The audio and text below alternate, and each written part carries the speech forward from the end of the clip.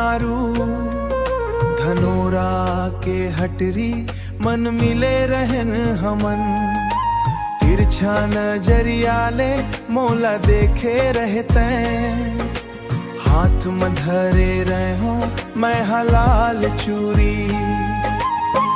माया के वो पहली सुरता कसक बन गे, गरीब के नेहा अज को ना मन रो थे।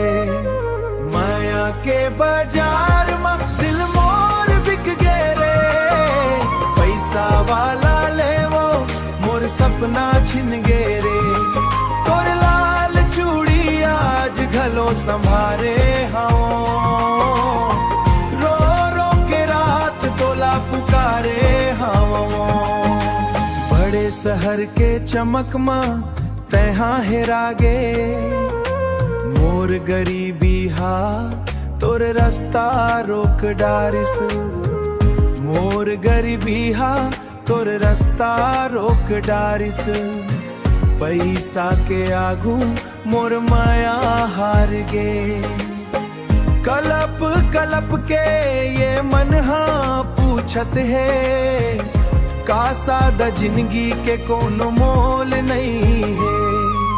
माया के बाजार में दिल मोर बिक गे रे, पैसा वाला ले वो मोर सपना छिन गे रे। तोर लाल चूड़ी आज घलो संभारे हाँ, रो रो के रात तोला पुकारे हाँ।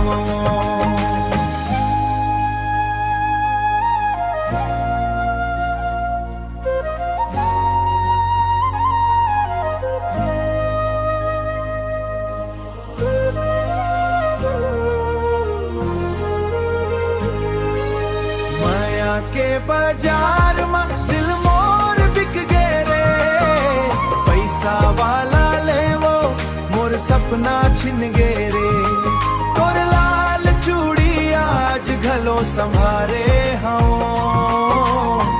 रो रो के रात तोला पुकारे हाँ। अब बस याद मन के सहारा बाँचे है, लाल चूड़ी के खन खन तैहा हवस। तोर याद हवस सब लुटा गए।